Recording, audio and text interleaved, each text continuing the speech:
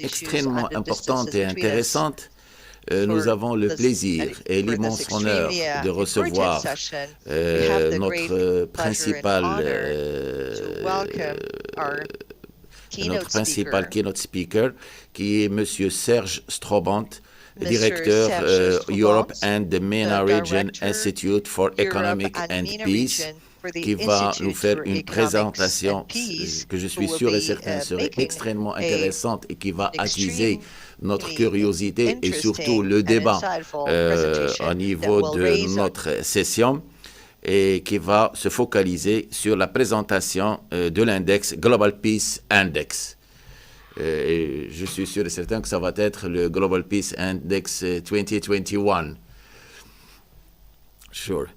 Et surtout, je vous remercie du fait qu'on a accès quand même à cet index de par le monde et qu'on peut voir le magnifique travail que l'IEP fait depuis pas mal d'années.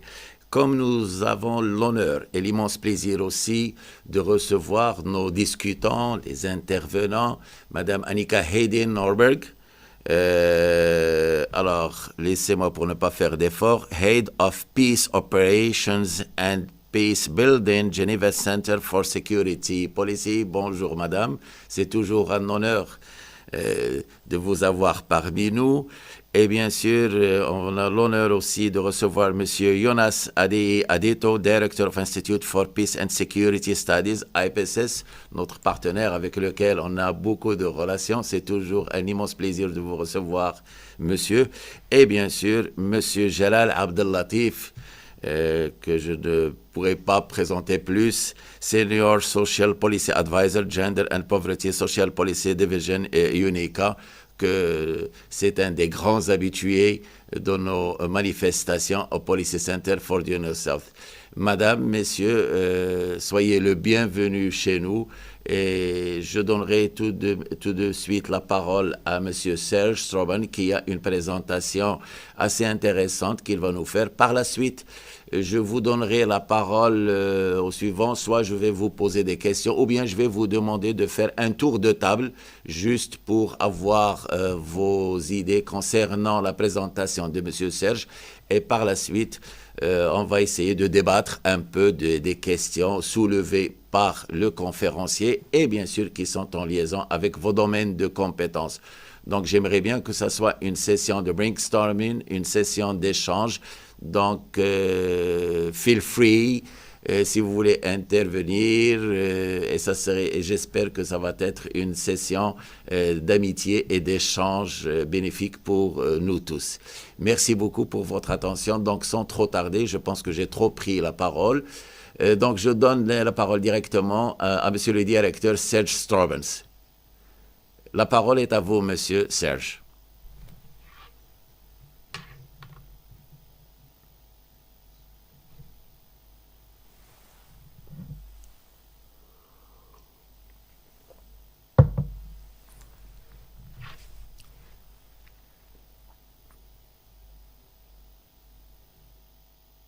Of course, we are still measuring peace in a very complex world.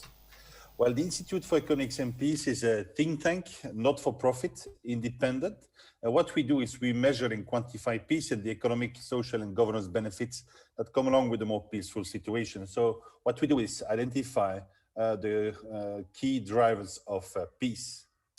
So on our website, the Institute for Economics and Peace, you will be able to find an interactive map that you can use to access all the data relevant to the index and also, by clicking on each of the countries, the different rankings and the different data and values for this specific country. This is the 15th edition of the Global Peace Index. We rank 163 countries according to the levels of peacefulness. This is covering about very close to 100% of the world population. We use 23 indicators, and this is something we produce ourselves, of course, overseen by a panel of academic experts. The 23 indicators are distributed over 3 different domains. The first domain, we look at ongoing domestic and international conflict, participation, relation with your neighbors, the intensity of the conflicts, the number of battle deaths. A second domain, we look at internal safety and security, so really safety and security within our own societies. And there we would look at different indicators like the homicide rate, incarceration rate, access to small arms and light weapons, the impact of terrorism, the number of refugees and IDPs. And the last domain is focusing on militarization, import, export of weapons, percent of GDP invested in the military. And there is also one positive indicator, and that's the investment made in UN peacekeeping operations. But let's have a look at the key findings. Last year, we saw a very slight decrease in peacefulness. This is the 9th deterioration in peacefulness in the past 13 years. And this 0.7% is the second smallest decrease we ever saw on the Global Peace Index. More countries improved and deteriorated, but still we have a deterioration. This is pointing out the fact that countries improving do this with just small percents, small numbers, while countries deteriorate, really falling in this violence trap, are doing this at the highest speed and with higher numbers. The improvements were driven by conflict. Basically, conflict impacted the levels of peacefulness for the past 10 years, and we see a small change in trend there. We see less conflict and less intense conflict, but also less number of deaths generated in battle. And clearly, this is concentrated in the MENA region. So if the MENA region, especially with conflicts in Syria, in Iraq, in Libya, in Yemen, well, this has clearly impacted the levels of peacefulness of the past decade. And now we see that in some of those conflicts, we entered a new phase that is less intense. And that's good news. What about the terrorism impact? Well, the terrorism impact decreased by 60% over the 6 consecutive past years. So since the peak of in 2014, 2015, we have seen a global decrease of this impact, and that's also very good news. On the other hand, and that's also a change in trend. We saw more military expenditure, more levels of militarization, and also a decreasing levels of safety and security within societies. To go into the detail of some of the indicators, we have seen that violent demonstrations really increased in the past years. ACLED recorded about 15,000 violent demonstrations worldwide last year. About a third, 5,000, can be immediately linked to COVID-19 and the impact of the pandemic and the economic downturn. We also saw that political stability was under pressure. So the indicator political instability decreased in almost all regions of the world. And we saw this inverse trend of militarization. Actually, over the past decade, the levels of militarization decreased, and more than 100 countries decreased their investment in the military. Well, you see that this trend is now completely reversed, with almost 100 countries investing more into militarization. The indicators with the largest improvement, as I said before, the death from internal conflict, the number and intensity of those conflicts, and also the death from terrorism. Iceland is still the most peaceful country in the world, has been there on this position since 2008. We saw the largest improvement in Ukraine and Iraq. We're talking about improvement. I'm not saying that those countries are peaceful now. They're just a little bit more peaceful than they were last year. And on the index, this is the largest improvement. Iraq, for example, is still in the bottom 5 of the Global Peace Index. The MENA region, as a region, saw the largest regional improvements for the reason I explained before. So new phases in some of the conflicts, but it is still today the least peaceful region of the world. Europe remains the most peaceful region of the world, but saw deteriorations in political stability and a large improvement in the impact of terrorism. On the negative side, for the 4th consecutive year, Afghanistan is the world's least peaceful nation, but it increased a little bit in peacefulness. We saw that Burkina Faso and Belarus recorded the largest deteriorations. Burkina Faso, the next victim of insurgency and jihadism in this part of Africa, and Belarus, of course, as a reaction to the events of August last year, and a lot of very violent demonstrations that followed violence to the repression on those peaceful demonstrations. North America, and when we talk about North America, it's only 2 countries. Canada is still in the top 10 of the Global Peace Index, so we're clearly focusing there on the United States, so the largest regional deterioration, and this is due to increases in violent demonstrations, COVID-related political instability, and definitely also social movements like Black Lives Matter. Out of the 9 regions on the GPI, 6 deteriorated and only 3 improved last year. This is the top 10 of the most peaceful countries. For the first time, 8 countries located in Europe are in the top 10. Singapore, that was number 8 last year, dropped 3 places and is now 11th due to larger investment into the military. This is the bottom 10 of the Global Peace Index. So clearly 9 out of the 10 are immediately impacted by conflict on their soil. But the positive side, and you will see later on in some of the graphs, the positive side of this is that when you look at the bottom 5, so Afghanistan, Yemen, Syria, South Sudan, and Iraq, 4 countries improved their score this year. So we saw more peacefulness in those countries in the past 12 to 15 months. Only Yemen continued to slide down into more violence. As I said, 3 regions improvement, Europe, MENA, and South Asia, and the largest decrease was also noted in North America. When you look at Central and Southern America, there you see one of the steepest decreases in peacefulness over a period of 4 to 5 past years, really a steep decrease in peacefulness and a high impact of violence on those 2 regions. Now we did some research on the connection between COVID-19 and peace. Well, clearly we saw that some forms of violence decreased in the early stages of the pandemic, something like violent crime, homicide. Those numbers dropped in the first month. But by June, July of last year, we were again at figures, at levels comparable to pre-COVID conditions. So this positive impact has only been very temporary. What we have seen is an increase in civil unrest. That is a continued trend. So over the past decade, civil unrest rose by about 250%. Especially violent demonstrations. We saw another additional increase by 10% last year, clearly driven there by the frustrations generated by COVID-19. As I said, 15,000 violent demonstrations worldwide, 5,000 directly linked to COVID-19. We saw more political instability in 46 countries. There, we saw a lot of recuperation by more extreme opposition, political parties, but also, for example, and I'm not making a connection, not at all. And also we saw that international terrorist groups used the COVID-19 pandemic, and especially the response of our governments, to criticize this response and of course show off and telling people that they would do a much better job. Would they be in power? Would they be at least have more influence in the countries? So clearly the political recuperation of the impact of COVID-19.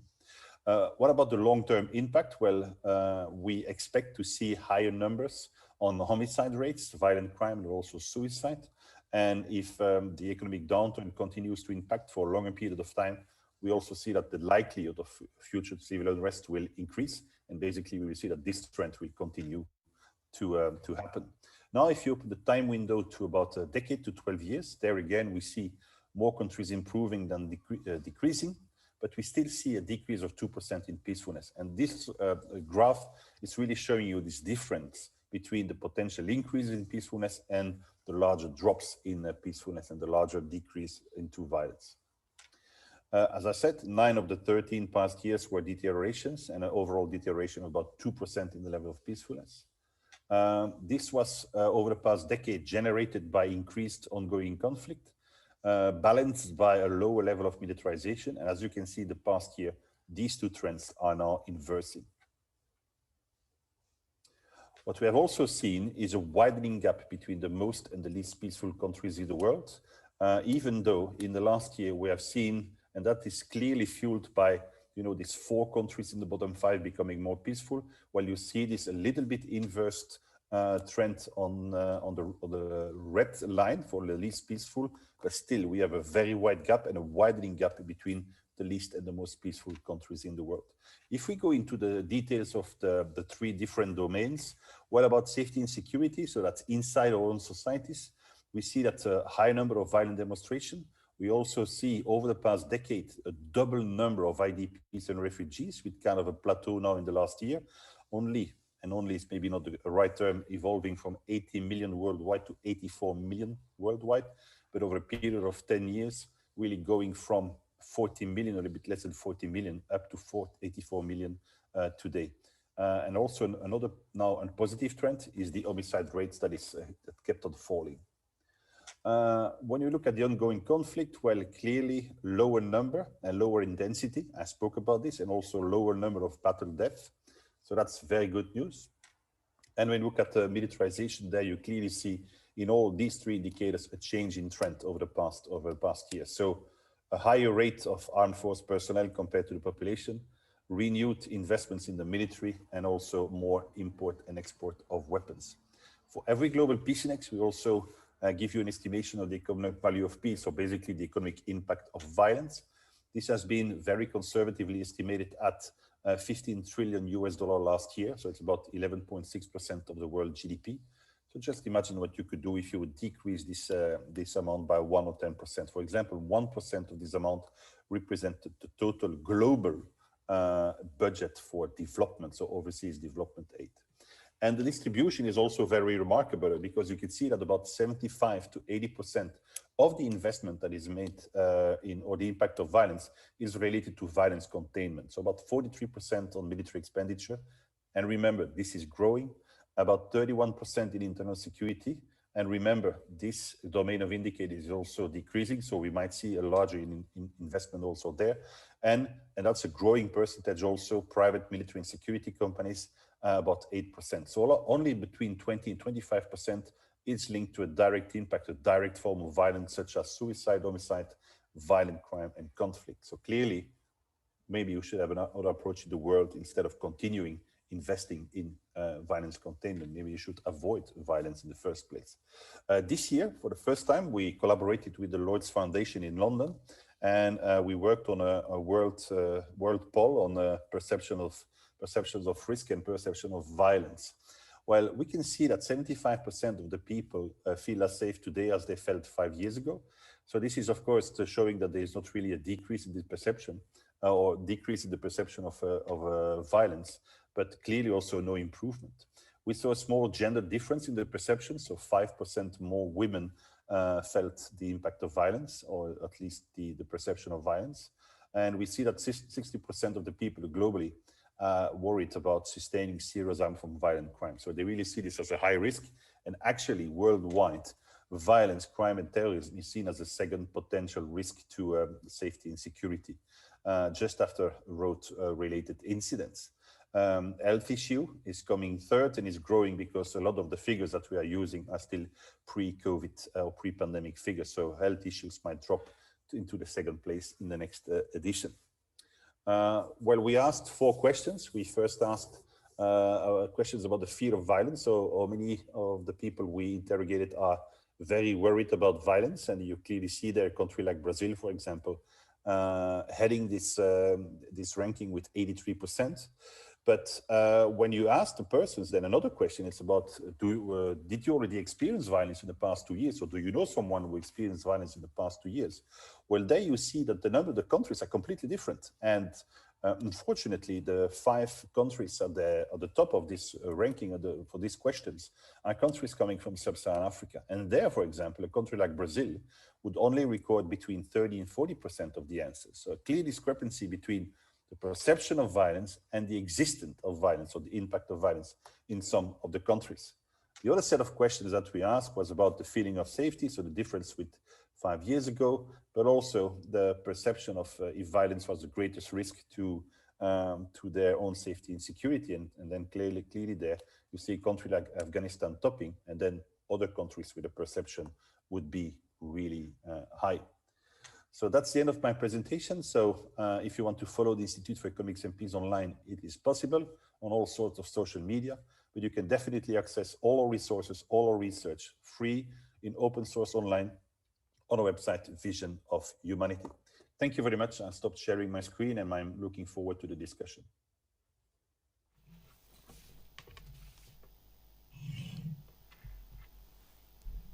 Thank you, Mike. Thank you. Do you hear me? Okay. Thank you very much, Professor Serge Stroobants. Pour l'instant, peut-être je ferai un tour de table. So maybe I will give the floor to the pour avoir un peu les panelists impressions des uns et des autres. Donc, honneur à Madame Annika Hilding. J'espère, voilà. Je vous donne la parole. Bon. À vous, madame, à vous la parole. If you don't mind, I'm speaking in English. Okay, wonderful. Thank you so much. And thanks so much for the kind invitation to this very important session. I really enjoyed yesterday and see that a lot of it has the bearing coming also to the findings of the Global Peace Index report that Serge was just presenting. And of course, as we all know, it's an extremely rich and detailed report. And I found it tremendously useful, as it either rejects, confirms, or conditions some of the commonly assumed understandings that we often hold. So I think it's at that time of the year when we can really take a step back and look at the issues, how they have an impact. And of course, for this particular conversation is on women, peace and security, and how that can further the implementation of women, peace and security. I did I very much appreciated the presentation yesterday, also by Madame Diop. And the issues she really discussed on the impact of the COVID and also the impact of leadership. And a number of them stems coming out of the report. I don't know how many minutes we have for this introductory remarks, but so I could either go into some of those reflections that I had, or just in general say that I think that the report comes out very strongly. Of course, from the women, peace and security perspective, it is the rising level of domestic violence and sexual assault, I think, which kind of stands out the most and has the greatest impact. In terms of also what Madame Diop yesterday highlighted the importance of leadership. And here I think the top 3 countries in the Global Peace Index are of course all led by women, interestingly enough. A number of other top countries are also led by women. And I think this is something that it's worthwhile to bear in mind. Also, another thing, the civil unrest, which is the biggest development of the highlighting the 10% increase in civil unrest. This is, of course, where the civil society is most active. And here I would like to highlight African leadership. As we all know, it's really the new frontiers of modern leadership, which is the kind of the mobilizing factors. And here we have many examples from Africa where women, civil society women, has really driven even peace processes to its full conclusion in a very inclusive way. So I think looking to the future, where we see civil unrest and civil society frictions and so on, and here the leadership of African women, I think, will be something that others will study and look into. How can we mobilize all our members of society to support, to mitigate this very negative development that is presented also by Serge in his presentation. I also wanted to just highlight as part of this, I appreciate with the report, not only is it detailed, it's focused, it's evidence-based, which is required for a rich conversation, but also it's linked to the positive peace, the pillars of positive peace, and this is moving us from the despair to the action-oriented agenda moving forward. And here I think this is we had a number of examples, and yesterday also General Diop was speaking on mentioned the issue of women in the defense and security sector, and I think it links in well, because this is also an area which is covered by the report in terms of the contributions to UN peacekeeping, and we all know that it has decreased in the last few years. However, what has increased is women participation in peacekeeping, in contribution to peacekeeping, in particular African women, and in particular in UN policing, where a number currently, there's actually been achieved gender parity on women commanders of UN police heads of components. So I think there's a great progress, especially from African colleagues. So this was just, there's so much more to say about the report, but I think it really provides us a very useful background from which to develop our strategies. I give the floor now to Professor Yonas Adaye.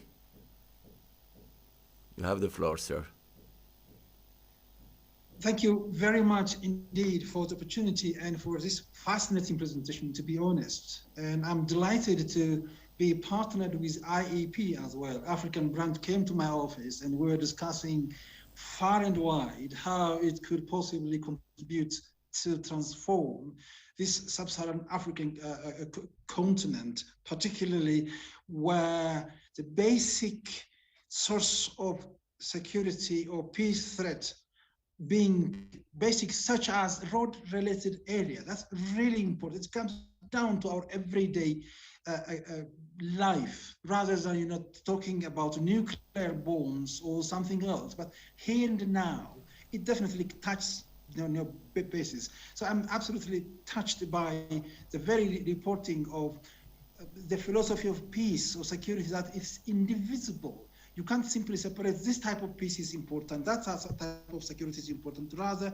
coming down to it, such as taking care and all educating children, young, middle-aged and old, how to be careful while driving, while walking, how to everyone be careful of their lives and how they can also contribute by doing so to others, because peace is so relational, not simply isolated for one person or one region or one area. Second, extremely important area that's been identified in the research is the holistic aspect, that is the global north doing well, as the global south doing not that well.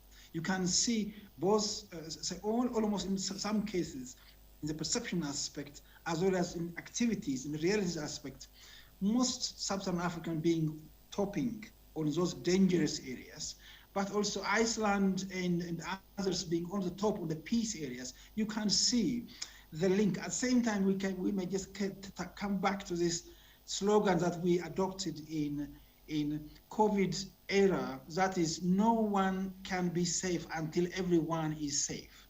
So I think that's very important, that collaboration of North-South is still called for, because the implication of this, you can't be, in Africa we say, you can't be in peace while your neighbors are in fire. So that definitely calls for global cooperation. It means absolutely a lot. I'm sure we will pay attention to that.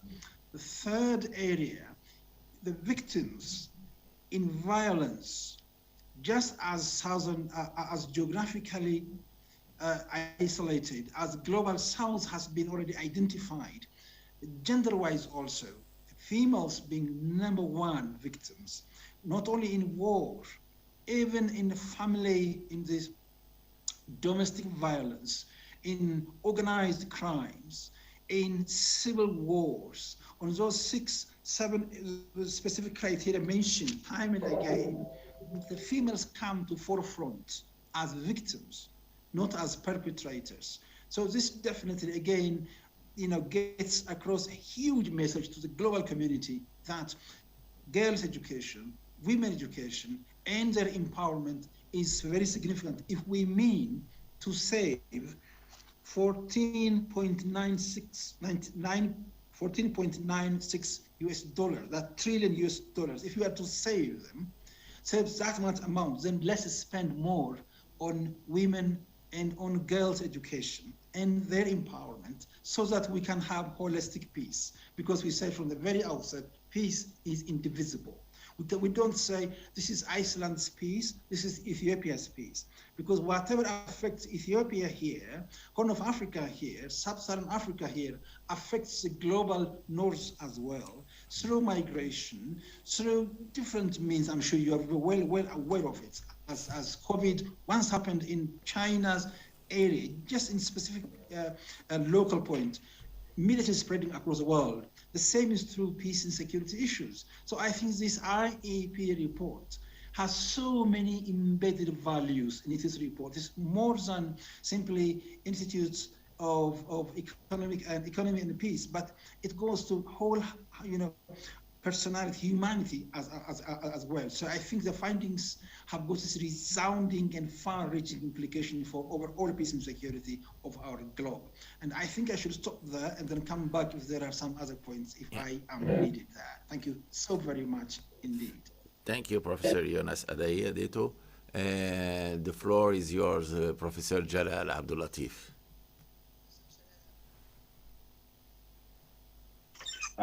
Thank you, Mr. Khalid Chegraoui.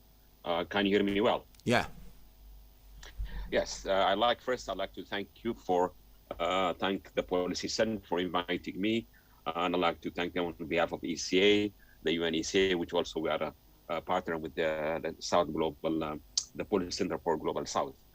I found Dr. Serge's presentation very, very useful, timely, and I use the index actually. I read the index every year, actually to let you know we are embarking on developing a human security index on behalf of the African Union.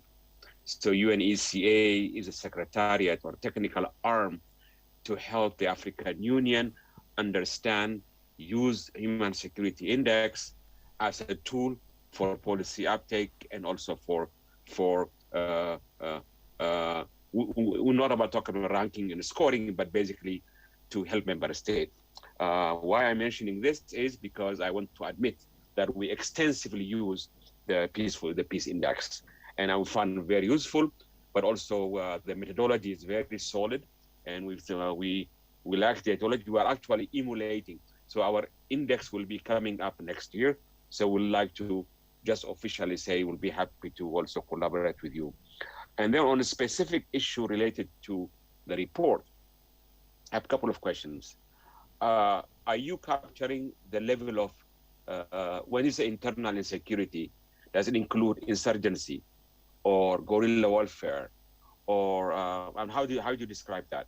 Second, related to COVID, we've seen the last year because of COVID, a number of countries has postponed their election, limitation on some of the freedom instruments.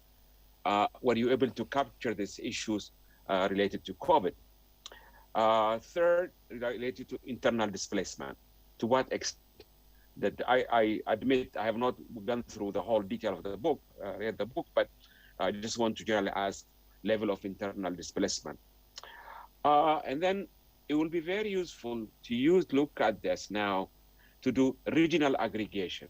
I mean, the value of this book is not to be on the shelf or just like for media consumption, but also I see it very important to inform regional entities, organizations to understand, compare the region to other regions. So I'm talking about if you can disaggregate the result for Africa, including North Africa. I'm not talking about Sub-Sahara, but also including Africa, if that possible. And largely, and then primarily also look into the utility of this. To what extent now, after so many years you've been producing this every year, how can we use this for policy, to inform policy making, to inform global peace activists, to inform global women's group working peace issues? Use this index as basically as a collating and compiling messages, and that's my key question. And I really appreciate Annika's presentation related to dimension on the gender dimension of this peace and security. And I enjoyed the presentation, and thank you all. Let me stop here. Over. Merci beaucoup, cher collègue, si Jalal Abdellatif. Thank you very much, dear colleague. Et merci Jalal surtout pour les Abdellatif, questions and que vous thank avez you. posées à notre principal intervenant, M. Serge Stroobants. Et j'ajouterai juste une question, et je vais jouer un peu au trouble-fête ou à l'avocat du diable. Et surtout en tant que profane. Moi, je ne suis pas un grand habitué. Je suis un grand utilisateur des statistiques, mais je n'arrive pas ni à les concevoir, ni à les mettre en place, ni à les accueillir. Donc, je vais utiliser... Il y a un problème de son. Now it's good? Well, je dis que j'utilise les statistiques, j'utilise l'index, mais je ne suis pas en mesure de produire un tel index. Et là, je suis admiratif du travail extrêmement intéressant qui a été fait par l'IEP.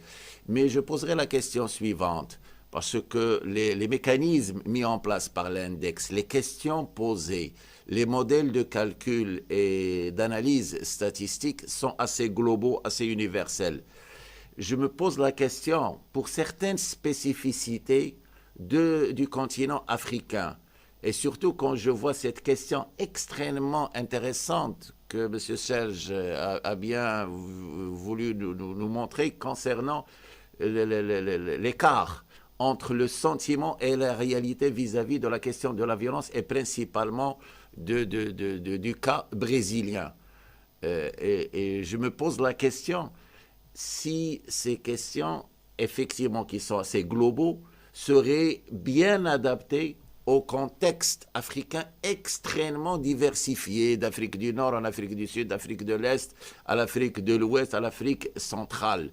Et moi, je me pose la question, un pays comme le Congo démocratique, entre son ouest et son est, déjà, à l'intérieur d'un même pays, est-ce que la question serait tellement pertinente pour véritablement nous montrer un certain nombre d'indicateurs qui seraient très utiles afin de pouvoir les utiliser. Seconde question, et je termine par là, je donnerai la parole à M. Serge. Surtout, dans quelle mesure nous pouvions utiliser ces index afin de pouvoir arriver à produire des preuves, by evidence, pour aider les politiques publiques à mettre en place de nouvelles stratégies de règlement des conflits, que ce soit à l'interne ou à l'externe. À vous la parole, Monsieur Serge.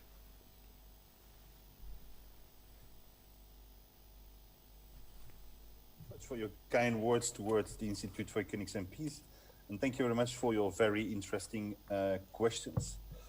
First of all, and also for your continued collaboration, as you said, with IPSS and my colleague from Harare in Zimbabwe, with Annika at GCSP, and I'm really looking forward to get in touch with you, Mr. Abdelatif, and clearly look at what you plan to do with your Human Security Index and see if we can collaborate on this. I will just take the questions backwards.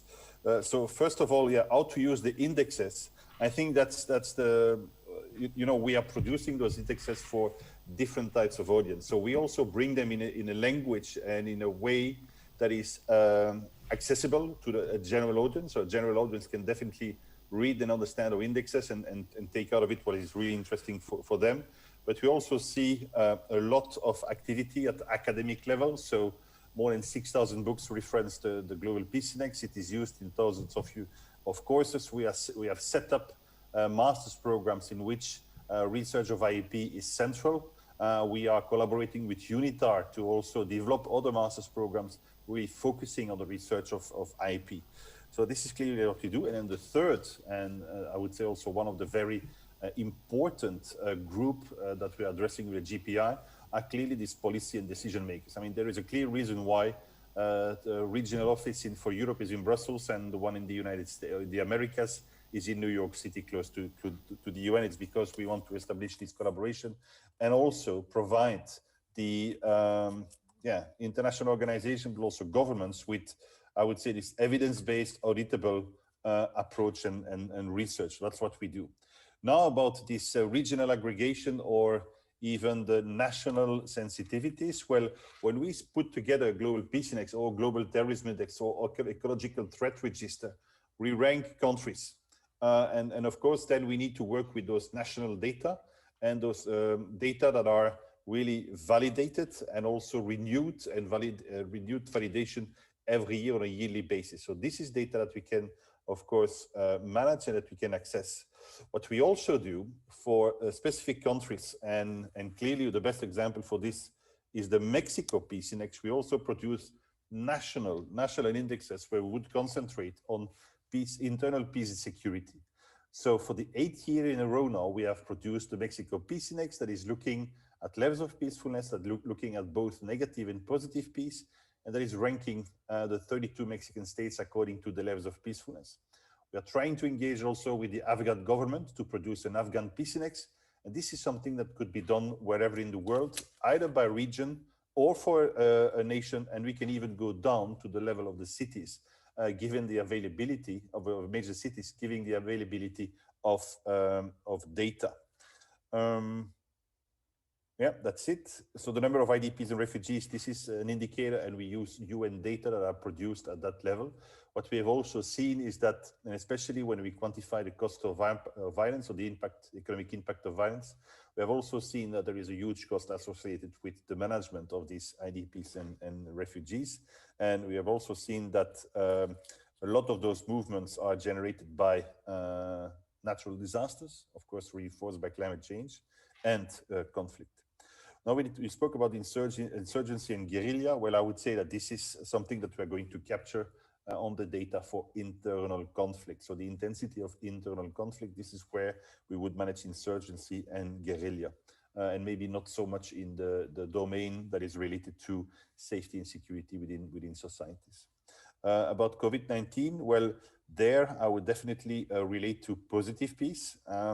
The fact that some decisions are made today not to hold elections or to postpone elections for whatever reason, well, this would be related to another approach that we have, that's the approach of positive peace. So in the Global Peace Index, we measure what we call actual peace or negative peace, which is the absence of violence or the fear of violence. At the Institute, we answered also the so what question, and we basically also developed a systemic approach to peace that is called positive peace, that has identified 8 different pillars of positive peace, all interconnected within a systemic approach. We have distilled out of 80 to 100,000 different data sets, the 24 indicators, so 3 indicators for 8 pillars that were the most correlated with the creation, the development, and the sustainability of peace. And in there, one of the pillars would be good levels of governance, free flow of information, and 6 others. Clearly, this is something that needs to be related to positive peace, and a non-investment in peace in this case. If you use and abuse a pandemic or an external shock for your own political purposes, that's definitely not a good level of governance, and you will see there the impact at this moment within the positive peace approach. I think I answered all of the questions, or the majority of the questions that were asked to me. Thank you. Nous avons des questions de nos invités qui nous suivent. So we have sur les some réseaux. questions that have Donc, been je asked poserai la from our première participants. question. So I will go ahead and ask the first question. I'll maybe ask Madam Annika to answer. Otherwise, the rest of the panelists are more than welcome to tackle these questions. Please simply raise your hand.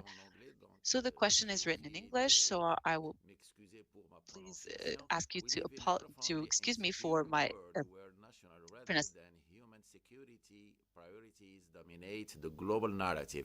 How can we change these priorities at the domestic level?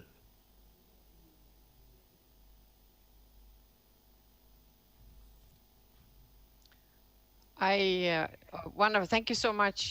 Thank you so much for that very important question. And I think if I can just add to it also, I think the issue in this increasingly politically divisive world where nationalism is coming to the forefront, and there's less and less room for effective multilateralism, which of course has been the main vehicle for moving forward on the human security agenda.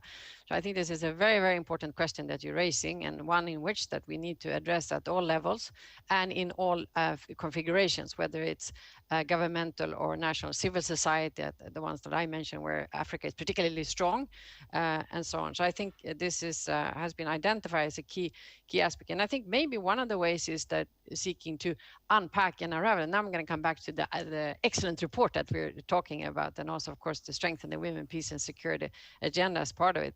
I think that the report itself is a very useful vehicle to explore the question that you just posed, because it does kind of break down many of the issues, many of the conceptions of things we think this is the way they are, and then as you took the bits and pieces and data apart, you see there's slightly differently.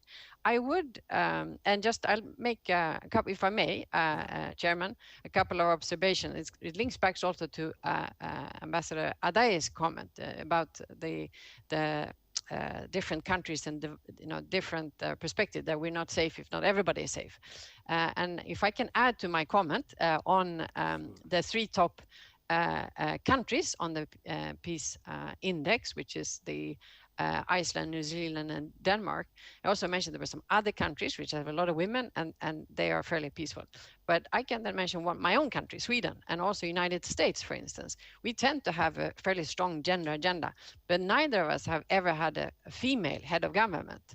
And both of us were struggling with grappling with the pandemic, I must say. So I think my point of saying that is that every country, everywhere, has to really look at addressing issues to promote the human security agenda as and where. We tend to think that we're good at things, and then sometimes we realize that we might be good at something, but we really have things to learn from someone else elsewhere. And I think COVID has really shown us we can learn from all countries, and we really need to address this challenge together. And my final then, since you were brave enough to invite me to speak, is if I also wanted to add, and there's a challenge for Serge and for the IAP and the Global Peace Index report, because as you know, I'm the greatest fan and supporter. We use it for everything, for training, for courses, for leadership development, and so on.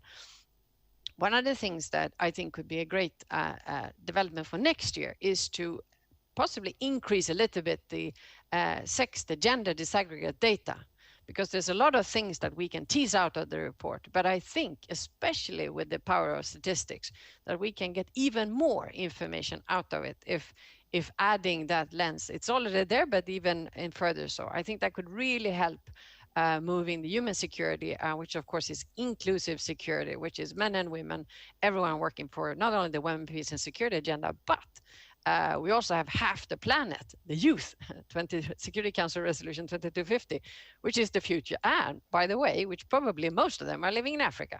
So this is really how to kind of mobilize and engage that whole agenda. So maybe for next year, if there's ways in which to think about how to even more clearly engage the youth and the women in the data. Thank you so much for the question.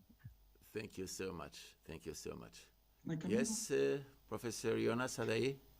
Just to build on what Her Excellency Annika just mentioned, that's absolutely fantastic. 3 points. One, I think holistic approach is extremely crucial. That is really, systemic approach, holistic approach. Because if you just go in atomistic way, in an isolated, way, in 21st century, that's really failure to understand the very essence of global security, to be honest. Because security is so much, yes, you can take this, the case of climate very quickly. So I think that must be really underlined. And so if we have to focus on domestic level of priority or on human security aspect, if we really mean what we say and say what we mean when we mention the word human security, then it is whole person being, both inner and outside. That is peace with myself, with my creator, with my neighbor, with natural environment. Positive, negative dichotomy of Johann Galtung, which been there for 60 years, is not enough. We go now beyond that, to be honest. The second one is emerging security situation now. I'm sure you've been following what's happening on 21st of June, or even before that last week, when you listen between the lines from NATO in Brussels, in Geneva, when the G7 were discussing, you can see semantics, almost Cold War emerging at horizon. Say the war of words being exchanged between China and the USA. So I think rather than that, focusing on what unites us, what's the communality aspect. And I think that is really number one. And number two, if our policies are research-oriented, research-led, national policies are research-led, such as, I think I have to also publicly admit how much I've used Global Peace Index for my associate professorship, and now still we are working, even your terrorism index as well. So both of them really are being used time and again. We are really grateful to you, and of course always acknowledge not only in references but also in footnotes as well. So congratulations on that by contributing for human development in general sense indeed. So national level also with you, with the IEP, we are also planning Ethiopia's Peace Index already. With our brother Mama in Zimbabwe, we are also developing from that aspect with Ministry of Peace as well. And I think that's a very important one. And finally, political commitment and political will from the leadership within a country. I think that is a basic if we want to put this priority aspect. A development agenda that leaves no one behind. That's inclusive enough in all aspects. I think that is extremely important. We really faced sometimes exclusionary politics in African continent. Political philosophy tells us that exclusionary politics will never end until it excludes the excluder himself or herself. So that has got a really dangerous, far-reaching impact. And if we really are the human-centered approach, sort of cosmopolitan approach there, then I think the answer of this peace, security, women peace, security agenda can also be addressed when we see in women ourselves that African philosophy of Ubuntu, I am because we are. That inclusivity must really be there. Thank you very much again for the question. Thank you, Mr. Yonas. Aussi, par hasard, j'avais juste une question à propos de l'approche Thank you very much. holistique. I only had a question on the holistic approach on the African continent. I think you've partly answered this question before even me asking it. I have another question, if I may, that I have received on the social media. It is extremely interesting. It relates to the humanitarian chapter. Peace work in the face of challenge related to the practice of labeling conflict, legacies of military intervention and regime change, forced displacement, and struggling humanitarianism. Maybe Professor Jalal or Serge. I think it concerns all African countries, this question. Sorry, I didn't hear the question very well. Well, how can sustained peace work in the face of challenges related to the practice of relabeling conflicts, legacies of military intervention and regime change, forced displacements, and struggling humanitarianism? Okay, just let me try quickly. The issue here is mainly in the African context. What we have to look at is the nexus between peace, development, humanitarianism. What has been in Africa for the last 20, 30 years is humanitarianism nexus with all kind of intervention has been dominating the foreign powers and multilateral agencies in settling some of the issues. But now, when you look at the amount of foreign policy instruments and also the amount of resources being allocated or diverted to humanitarianism is very huge, very significant. I'll give an example, Sudan. Sudan, because of being on sanction, it has been there for 30, 40 years. It was not able to receive any development aid. It was all dependent on humanitarianism. By donors, by pumping so much money on humanitarianism, they have actually undermined the capacity of local government. So more than the regime change intervention, for me, the high risk or the most dangerous area is the dominance of humanitarianism in pushing an African context. So now, if you ask me what would be the option is, we have to link how can humanitarianism, peace and development are linked and create a new what you call paradigm that will engage the donors. Over, Mr. Chair. Thank you very much, Mr. Jalal Abdel Latif. Well, j'ai une question qui nous intéresse principalement dans ce If I may have a question that is of key interest and key importance for us in this global south and primarily in Africa. And the idea came to my mind after listening to Mr. Serge's presentation, especially when we talk about insecurity or security relating to crime and terrorism, but more importantly relating to COVID-19 crisis, health crisis, and the social demonstrations and crisis that stemmed in most of societies because of a range of public policies imposing checkout or checkpoints and control systems, confinement systems, etc. In Africa, people keep talking about complicated relations with the authority. Maybe in Europe, things are clear with smoother relationships and manifestations and demonstrations. But we can see the debates going on in West Africa and West Europe, in Western Europe, but this debate and discussion is totally absent in Africa. People have been suffering a lot from the confinement and from the policy making.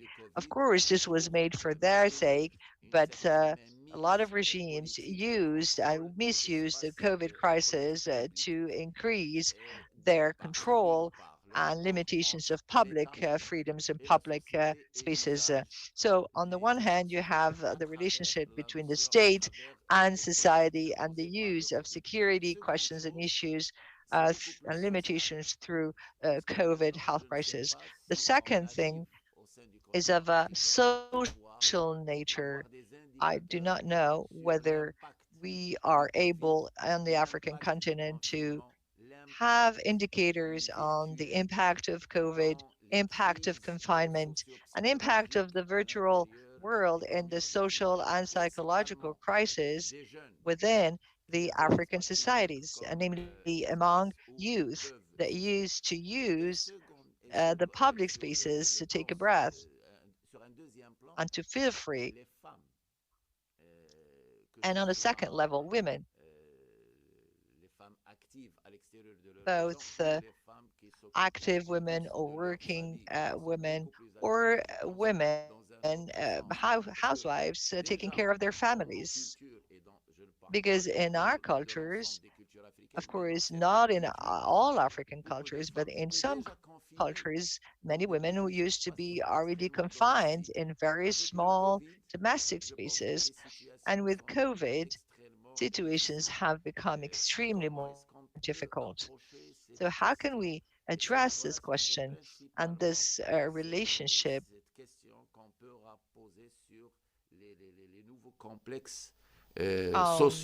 the new psycho, social, and psychological complexes that most of the African people suffer from, and primarily youth and women? Maybe Serge can answer this question, and later on, I can give the floor to our dear guests. Thank To you answer very a much. couple of I've been asking. I'm really enjoying this discussion. It's really fascinating.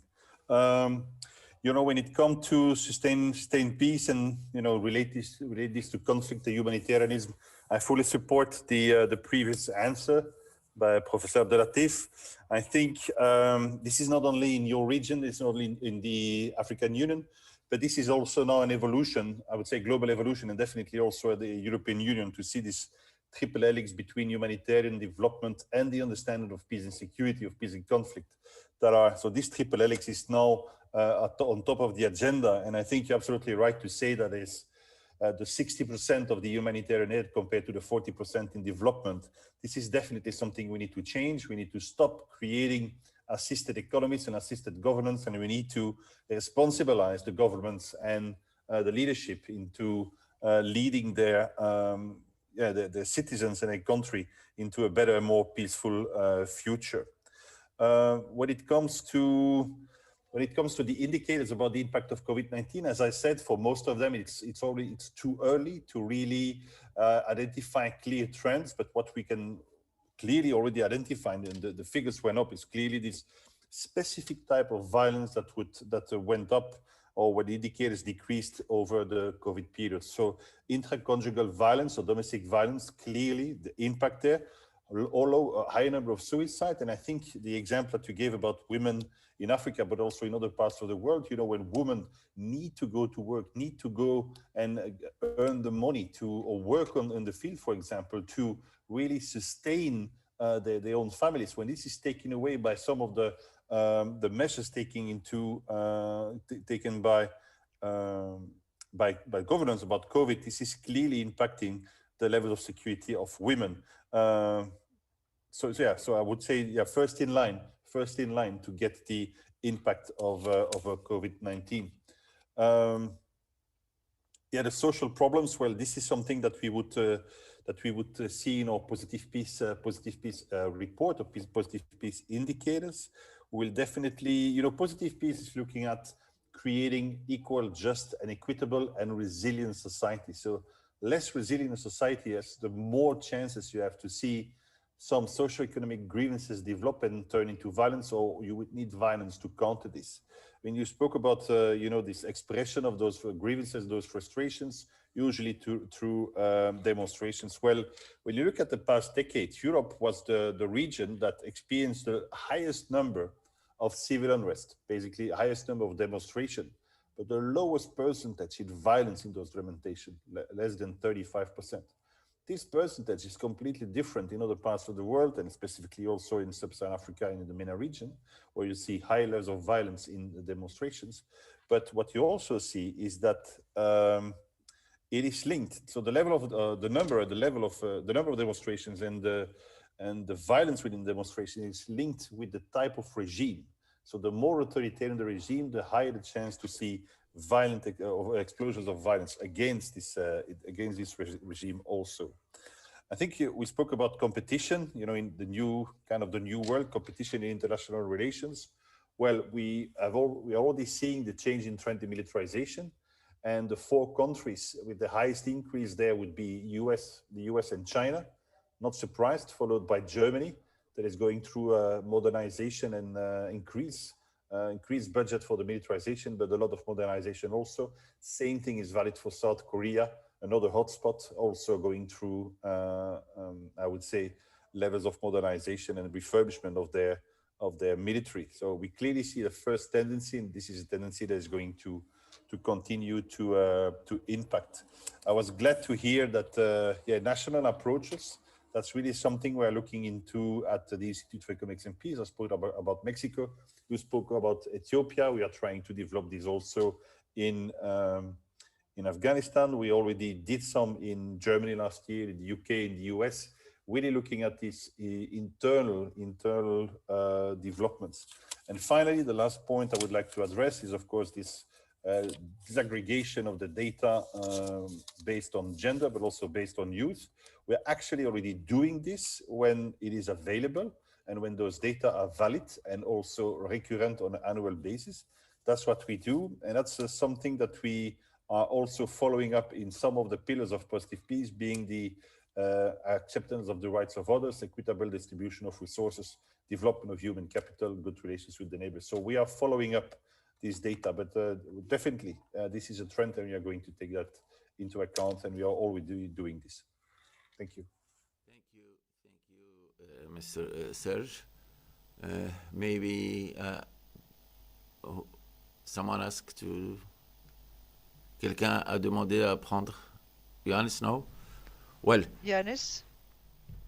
Vous avez demandé tout à l'heure à prendre la parole. J'ai vu. Did you request the floor? I saw a raised hand. Oh, it could be it's earlier. The answer was perfectly given, so I don't have to really spoil that extremely precious answer. So it's been given already. I would fully agree. Thank you. Well, alors, oui, okay. You have the floor, Ms. Annika. Okay, wonderful. Thank you so much. I just wanted to add that I really, really appreciate this conversation. I think it's very, very, very useful and very illuminating. And if I may just add one point, which I think is absolutely critical in this, and of course, which is what we're already engaging in now, is this another aspect that came to the absolute forefront with the COVID and the impact of COVID, which is the role of strategic communications, and where we're many things and many aspects, many behaviors that we thought was not possible, all of a sudden became possible as we were adapting to the new realities. And all of a sudden we're having this global conversation, so we can sit just about anywhere. The reason why I come back to I think the importance of strategic communications, and if I can just mention the example, of course, of UN peace operations, which used to be, you all know, the high-level independent panel of peace operations, the HIPAA report, where 72, I think, recommendations or so, and 2 of them had to do with strategic communications. And the big thing was that it would go from public public information, sharing information, to two-way communication. And this is only a few years ago. And here we are today, when we're living in a completely different world, not only related to peace operations, but also everything that we do. And I think therefore, as Serge, I know I'm looping back to the issue about the Women, Peace and Security agenda and the fact that you have the statistics. Indeed, what I was hoping and thinking is that the excellent work that you're doing, also that we can even more so emphasize it and promulgate it and use the strategic communications to really reach out, because I think then again, all the great work is already done. So the question is now then just on the issue of implementation. And here, of course, Madame Diop yesterday also, that was her third element in terms of the national action plans are already there. So the question of the challenges that we're still grappling and struggling with implementation. It doesn't matter if it's Sweden, Switzerland, or Ethiopia, or Morocco. I think that that effort of trying to even further work with the absolutely solid reports like the Global Peace Index and the Terrorist Index and the Ecological Threat Registry, that we don't end up in this thing of producing reports left, right, and center, and people just think, oh, this is great, and you put it on the shelf. And it was mentioned here by one of the colleagues earlier that really this is not a shelf thing. You work with it, you promulgate it, and even the data and issues that might be a little bit hidden, how can we even further unpack that in this much more global effort on strategic communications to reach out and of course receive back so that we can improve with what we do. So just a small thank you very, very much for an excellent report, and of course to our Moroccan hosts for this wonderful invitation to participate in this important dialogue. You are welcome, Ms. Annika. Well, j'ai deux mains levées. En premier, Monsieur Serge, et après, Mr. Serge, and then Mr. Jalal Abdulatif. Mr. Serge, you have the floor. I just want to reinforce my... sorry? Professor Jalal, first Serge, and after I'll give you the floor. Okay. Thank you. Thank you very much. Sorry for that. No, I just wanted to make a small extra comment and remark. It is about other two trends and very disrupted trends that COVID-19 is making. So change in trends. So because of the economic downturn and the injection of this incredible amounts of money into our economies, we expect to see a decreased budget for overseas development aid, and also decreased budgets for UN peacekeeping operations. And those are the trends for this were going up both for development and going up also for the UN peacekeeping operations the past decade. This is not changing. COVID-19 is going to have a negative impact on those budgets. And of course, we can all imagine what negative impact it will have on people, on individuals and on societies that were depending on this aid and depending on those peacekeeping operations. Thank you. Thank you. Thank you, Mr. Serge. Professor Jalal Abdulatif? Yes, I just want to also echo my support to Annika's presentation on. So once you do the index and your reporting, how do you make it very simple, usable, and also the issue of messaging? That's why I say one area is disaggregating by sub-regional level. Second, I think you have an outreach program regarding around it, because you have a number of civil society activists, think tanks, and also meeting, for example, in African Union, somebody has to repackage this information in maybe simple 1 page or 2 page. I think maybe next year, if APSACO is going to continue on using the index, one area of discussion should be, so what? So now we have so many composite index. Mo Ibrahim, the Economist Unit, Georgetown University Gender Index. I can go on and on. I mean, today, indexing has become a major industry. There are more than 40 index related to humanity. So on related to peace and security, I think it's good now that we collaborate and see how can we use this annually produced or biannually produced documents to be useful to policymakers, national planners, including training of statisticians how to capture data that will enrich the index itself. Over, Mr. Chair. Yeah. Thank you, Mr. Abdulatif. Before giving the floor to Mr. Yonas, I just added something. Peut-être je parlerai en français, c'est mieux. I will switch to French, says the moderator. So I completely agree with you, Mr. Jalal Abdel Latif.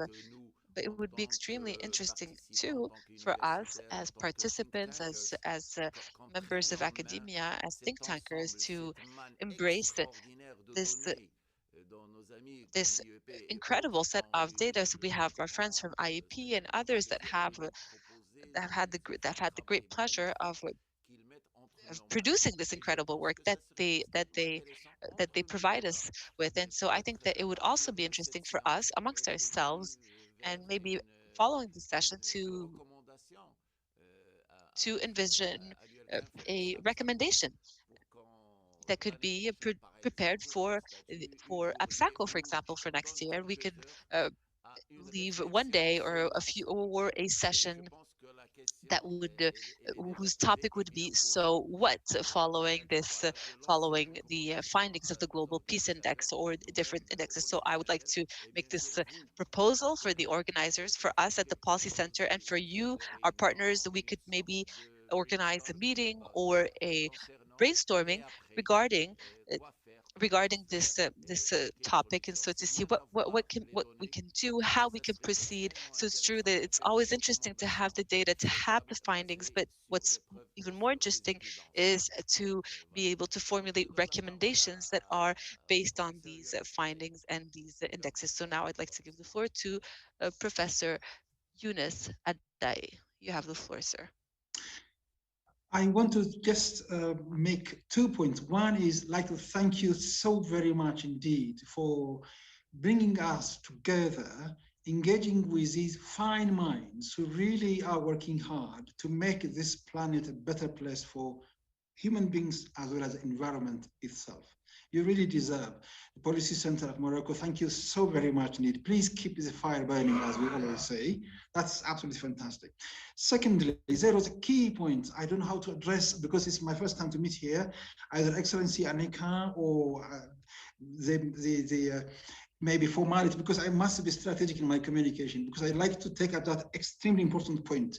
Communication is foundation for conflict resolution, conflict prevention, peace building, and trust building between state and society, an organization, in family. So communication is really foundation to all of that. Whatever research we have done, that research must be communicated in accessible, practicable, useful way for people who are at the end using stage. So I think that strategic communication is to be underlined. And there's my brother, Ambassador, I think Jalal, point on duplication or going in sort of ISO or the silo activity, rather than the silo, that is separated activity. If they are to come together, if they are synchronized, like the platform like this one, and then we may definitely reduce duplication and increase originality. And they can, when there's the presentation of coming together, then they can be synchronized. They can be really more useful. If there is this strategic information or strategic communication exchange among us, a presentation like this, I'm sure that can really bring us together. Then we can really make the future better for humanity, as we said already. Thank you very much again.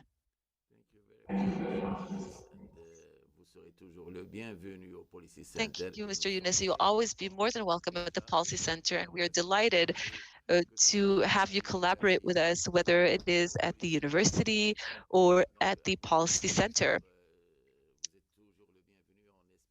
So to all of you, I'd like to re-extend my warmest thanks for your participation, and I hopefully look forward to seeing you here in Rabat for the next edition. So we still have a little bit of time ahead of us.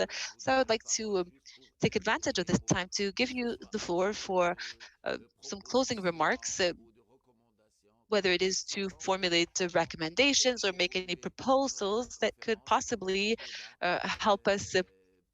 help give us some food for thought, mainly regarding this issue of the production of data sets regarding peace and security around the world, and how this data is used, whether it is in terms of public policy or analysis. And the preparation of policy papers or recommendations for political leaders. So I will give the floor to all of the panelists, starting with Madam Annika, and I will conclude by giving the floor to our keynote speaker, Mr. Serge. So Madam Annika, you have the floor. I believe you have a few minutes. So the 8 final minutes will be distributed between the rest of us.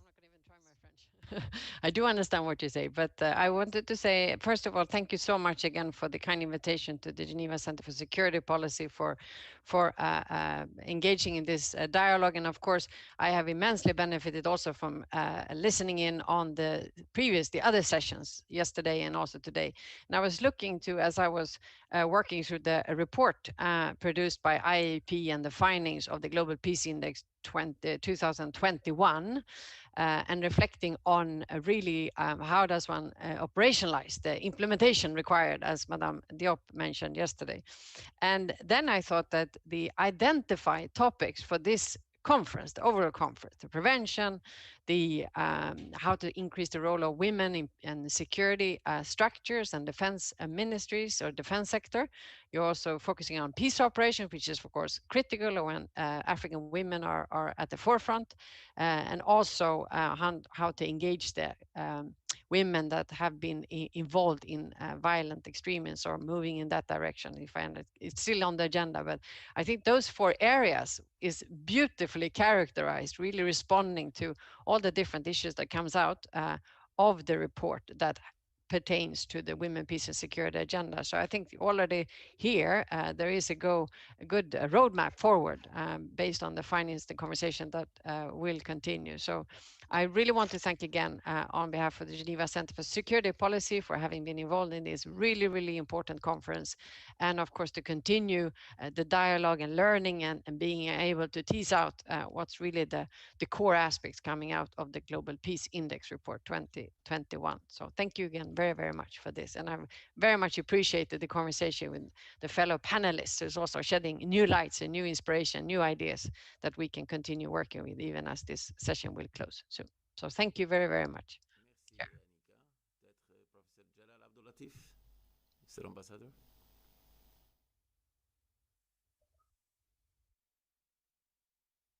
So, sorry.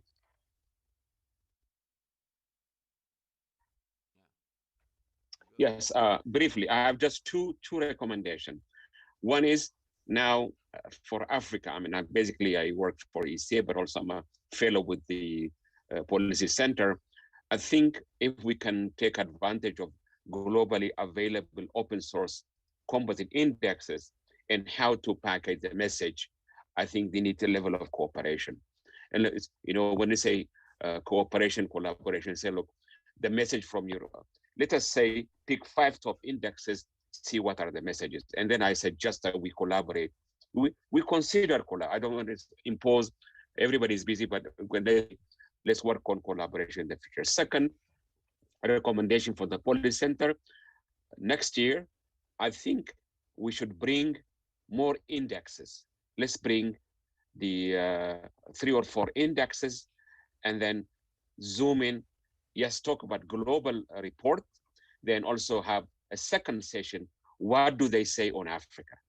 What's the message to policymakers, multilateral agencies, national government, academia, what have you? That's my second recommendation. Last one is I just want to thank you very much for the Policy Center for organizing this, making this platform much more useful and very important. Thank you. Over to you. You have the floor, Professor Yonas, Adaye. Just again, 2 points. One is building on what the preceding fine minds have spoken. Collaboration, absolutely. It's impossible. We can't live in this globalizing world, in this very interlinked world, to be whatever powerful we really are. I think that is a really crucial issue. Secondly, I ask your forgiveness at the same time. I'm a bit here academic. Decolonizing peace and security areas. Here, I'm encouraging my PhD students in my class called Philosophy of Science class, decolonizing the thinking process, the organizing process, always focusing on what's been already bandwagon across the global north, but focusing on subaltern reality, what's on the ground in Africa. What can we contribute from the south for the north? I keep on making them think this what's called humanitarian intervention happens to originate from Tanzania when Idi Amin kept on disturbing the entire society in Uganda and international global society. Then he had to intervene straight away, going and then making what you call regime change. That intervention was taken without any acknowledgement, now globally practiced. I'm not going to mention Lucy, which makes me, all of you, my brothers and sisters, because she happens to be from Ethiopia, from Africa as a whole. Then that indigenous knowledge-making system, African solution, African-led solution for African-created problems, which are not always by African alone. When we say African-led, that is all others cooperating, but in the leadership, Africa being there in the forefront. Most importantly, decolonizing the system, the thinking, the security, the development, the poverty reduction. These ideas encourage originality. Hence, we can then definitely come to, as we said already earlier, creating a better world for all humanity. So I think that is the area I want to contribute. And finally, like to thank you profusely, to be honest, for such excellent organization and absolutely fantastic engagement, as I said already a moment ago. So that really makes, knowledge-based, wisdom-based society and community building. So thank you so much again. Thank you, Mr. Yonas. Mr. Serge, you have 2 minutes. 2 minutes, thank you very much. So first of all, thank you very much to our very esteemed audience.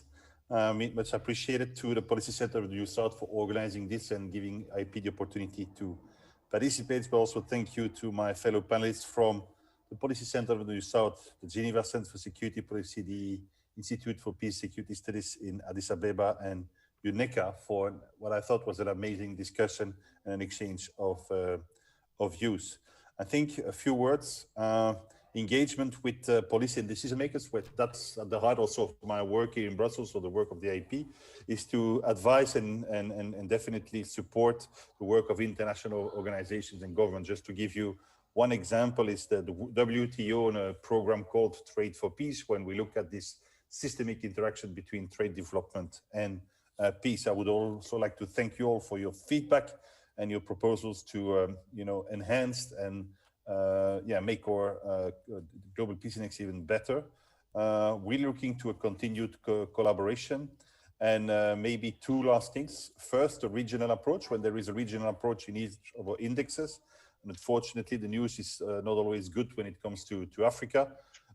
We clearly see a concentration of different factors and strategic factors in different peace and security, all colliding into different regions of Africa. But what we are always promoting, and that is really to support the last point you made, Professor Adaye, is local solutions to local problems, but also local solutions to global problems. And I think the most difficult part, and that's why we hope that our research can produce this, is to connect those local solutions with these top-down political approaches to the challenges that the world is facing today. And then maybe a last point, tomorrow I will have the opportunity to talk about the Global Peace Index with the Icelandic Prime Minister. It will be the first presentation of the Global Peace Index in the most peaceful country in the world.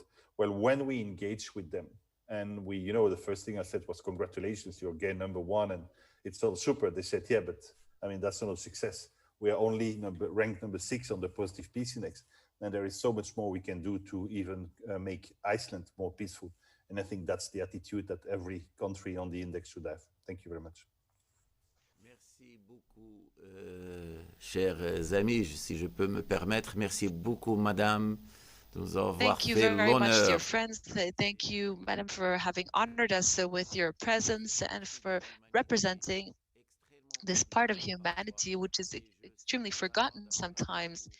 And I completely agree with you. The issue of women and youth must be a permanent and ongoing agenda. It shouldn't simply be one conference per year whenever an issue arises. And here I'm drawing the nexus, the nexus, or like to piggyback on what Professor Yonas said, and I really appreciate this academic approach, and I take note of this historical reminder, which is extremely important, that we have a tendency to forget that we are all descendants of this extraordinary woman that is called Lucy, which is, and I think that's as African as it gets.